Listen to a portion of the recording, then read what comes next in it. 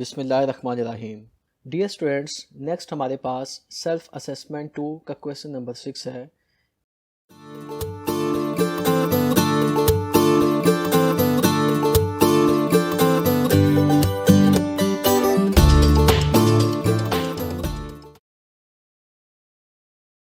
बिस्मिल्लाहिर्रहमानिर्रहीम। Dear students, next हमारे पास self assessment 2 का क्वेश्चन नंबर 6 है। Journalise the following transactions. अब यहाँ पे रिक्वायरमेंट पहले ही बता दी गई है कि हमने जर्नल एंट्रीज पास करनी है। ए ट्रांजैक्शन में कहता है mister Hamza started business with cash ₹1,25,000 and furniture worth ₹40,000। इस एंट्री को एनालाइज करें तो हम देख सकते हैं कि हमारे पास बिजनेस में कैश इंक्रीज़ हो रहा है। कैश हमारा एसेट होता है और एसेट इंक्रीज़ होने पर डेबिट होता है। दूसरी तरफ फर्नीचर भी हमारा एसेट है जिसका फ़ायदा हम 1 साल से ज़्यादा अर्सा में लेंगे। ये एसेट भी इंक्रीज़ हो रहा है, ये भी डेबिट होगा। अब क्रेडिट क्या होगा? हमने मिस्टर हमजा ने बिज़नेस स्टार्ट किया है, बिज़नेस के पास 2 एसेट्स आ गए, जबकि तीसरी तरफ उसके पास लाइबिलिटी आएगी। ये लाइबिलिटी कहाँ से आ रही है? मालिक की तरफ से। तो इसको ऑनर इक्विटी कहते हैं, यानी कि कैपिटल अकाउंट। एंट्री हमारी होगी कैश अकाउंट 1,25,000 से डेबिट, फर्नीचर अकाउंट 40,000 से डेबिट और कैपिटल अकाउंट, इन दोनों को ऐड करके हमारे पास 1,65,000 रुपये आ जाएगा। नरेशन में आ जाएगा बिजनेस स्टार्टेड। स्टूडेंट्स, यहाँ पर एक चीज़ समझ लें कि आपकी जो जर्नल एंट्रीज होती है ये अकॉर्डिंग टू रूल होनी चाहिए, जबकि नरेशन सिर्फ आपकी याद दहानी के लिए होती है कि आपने ये एंट्री क्यों की थी। उसमें कोई स्पेशल चीज़ हो वो आप लिख सकते हैं। नरेशन में इतना कंफ्यूज होने की ज़रूरत नहीं, आपको जो समझ आए नरेशन आप उस तरीके से लिखते हैं, लेकिन जर्नल एंट्री हमेशा रूल्स को फॉलो करते ही होगी। बी एंट्री में 25,000 रुपया पे किया है, paid ₹25,000 advance rent to the landlord. ये बात बहुत अहम है कि हमने एडवांस में रेंट पे किया है। रेंट हमारा एक्सपेंस होता है और एक्सपेंस डेबिट होता है, लेकिन यहाँ पर रेंट एक्सपेंस नहीं बल्कि एडवांस रेंट हमारा एक एसेट इंक्रीज़ हो रहा है। हमारे पास पैसे मौजूद थे और हमने शुरू की ही तारीख में एडवांस में पेमेंट कर दी, लेकिन अभी इस रेंट का फ़ायदा नहीं उठाया। जैसे कि आप कोई दुकान किराए पे लेते हैं और पहली तारीख को जब आपने दुकान किराए पे ली है, आप 3 महीने का रेंट एडवांस में पे कर देते हैं। अब इसका ये मतलब नहीं कि आपका रेंट एक्सपेंस हो गया है, अभी आपने 3 महीने तक उस रेंट का फ़ायदा उठाना है। लिहाजा ये आपका रेंट अभी आपका एसेट है, लेकिन 3 महीने गुजर जाने के बाद आपका एक्सपेंस बनेगा। दूसरी तरफ हमने पेमेंट की है 25,000 की, तो 2 अकाउंट्स इन्वॉल्व हैं। एक हमारा कैश का अकाउंट, दूसरा हमारा एडवांस रेंट का। एडवांस रेंट का अकाउंट हमारा इंक्रीज़ हो रहा है, एसेट इंक्रीज़ हो रहा है डेबिट। दूसरी तरफ एसेट डिक्रीज़ हो रहा है, कैश पे हो रहा है, तो वो क्रेडिट। तो एंट्री हमारी होगी प्रीपेड रेंट अकाउंट डेबिट 25,000 से और कैश अकाउंट 25,000 से क्रेडिट। नरेशन में आएगा advance rent paid to the landlord. C entry में कहता है परचेज्ड मर्चेंडाइज फॉर ₹20,000। इस एंट्री को एनालाइज करें तो हमने मर्चेंडाइज यानी कि गुड्स परचेज़ की हैं। कितने की परचेज़ की हैं? 20,000 की। अब यहाँ पर उसने ये बिल्कुल नहीं बताया कि कैश पे परचेज़ की हैं या उधार।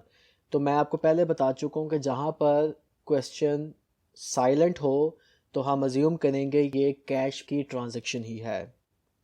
लिहाजा हमारे पास परचेजेस आ रही हैं, परचेजेस हमारा एक्सपेंस होता है, एक्सपेंस हमेशा डेबिट होता है।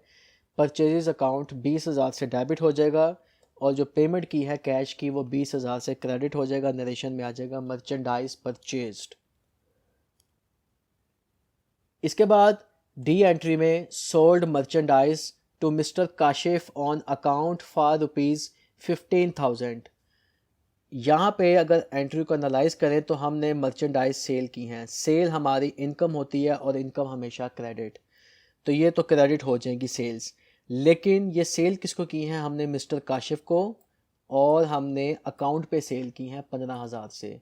तो ऑन अकाउंट का मतलब होता है उधार देना। तो जब आप उधार देते हैं तो आपके अकाउंट रिसीवेबल जनरेट होते हैं। अकाउंट रिसीवेबल आपका एसेट होता है और एसेट में इंक्रीज हमेशा डेबिट होता है। तो काशिफ अकाउंट 15,000 से डेबिट हो जाएगा और सेल्स अकाउंट 15,000 से क्रेडिट हो जाएगा। स्टूडेंट यहाँ पे एक चीज़ समझ लें कि जो काशिफ का नाम लिखा है ये हमारा अकाउंट रिसीवेबल ही है, लेकिन चूंकि हमें काशिफ का नाम पता था इसलिए हमने काशिफ का नाम लिखा ताकि जब हमारे पास एक से ज़्यादा लोग होते हैं अकाउंट रिसीवेबल में तो उनको डिफ्रेंशिएट करना आसान हो जाता है।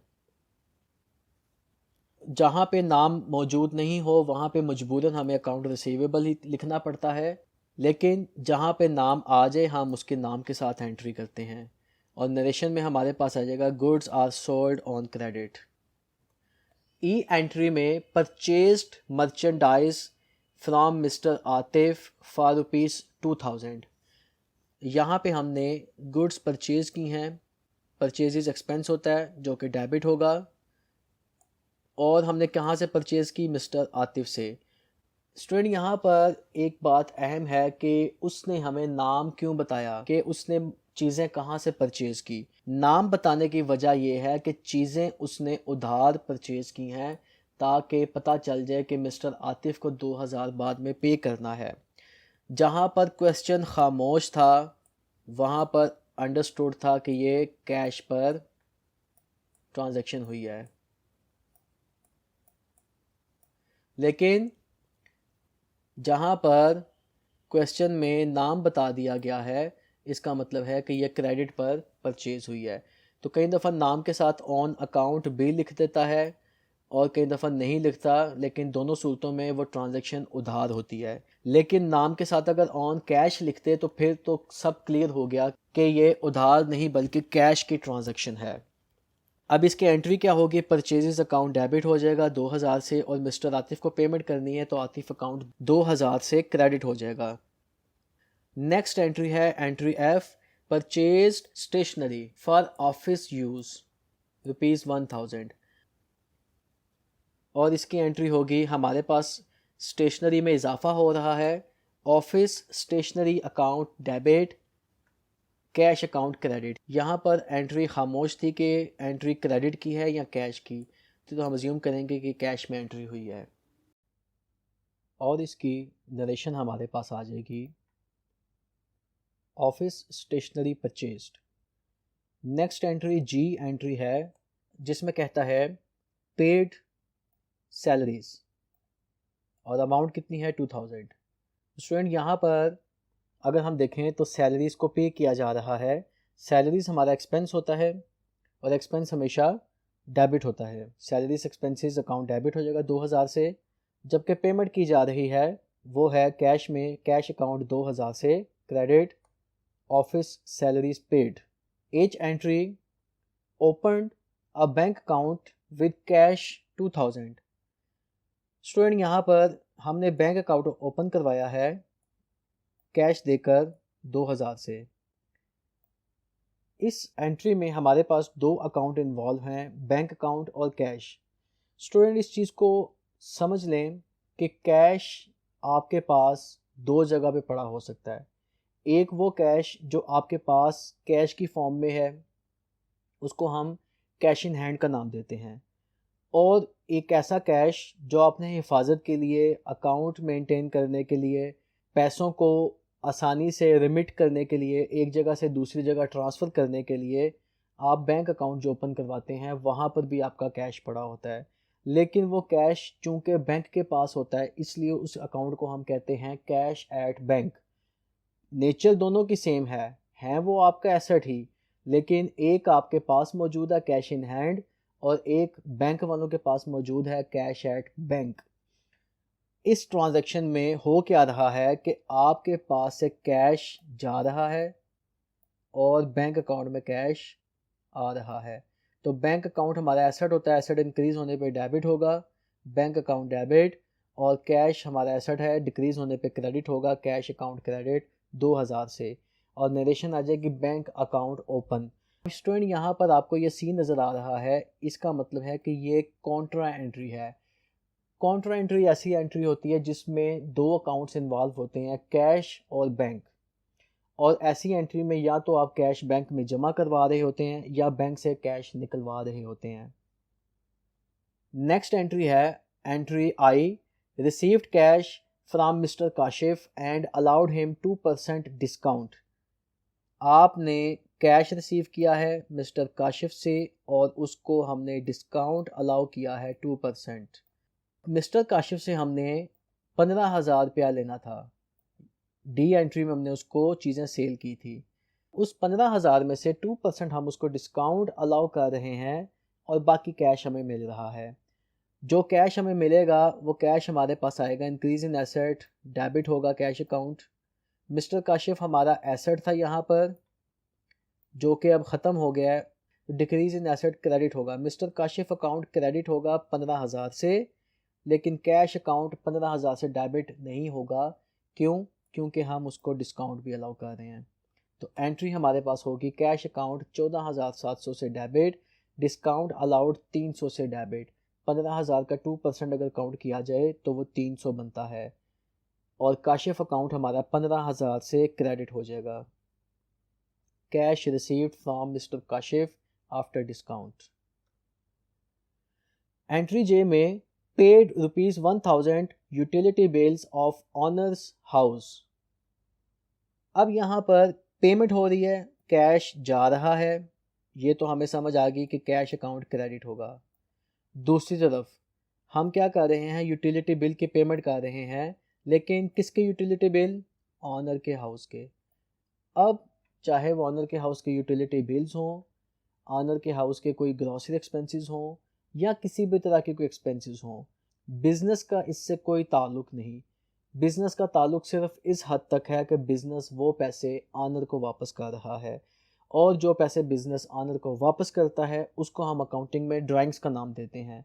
तो ड्राइंग्स अकाउंट 1,000 से डेबिट हो जाएंगी, जबकि कैश जा रहा है तो कैश अकाउंट 1,000 से क्रेडिट हो जाएगा।